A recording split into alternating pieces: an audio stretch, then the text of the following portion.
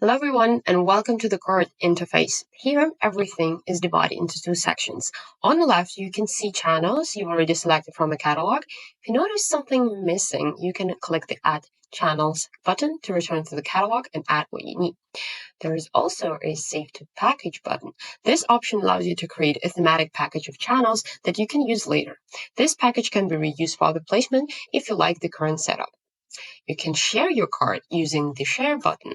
Additionally, there is a Bulk Actions button. When you click it, several options appear, such as selecting the number of placement and the format of placement. These parameters apply to all selected channels. For example, if you choose 2 placements per channel, this will be applied to every channel in your cart.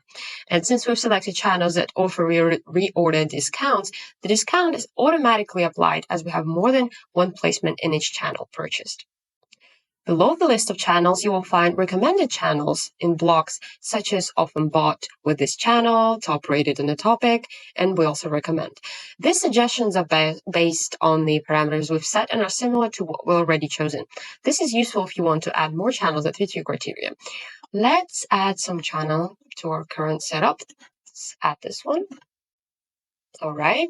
On the right, you can see the summary of your order. It shows the total number of channels selected, the total number of placement, the total number of followers across these channels, and the estimated number of views we will get from this placement. Everything fits with our budget, so we can proceed.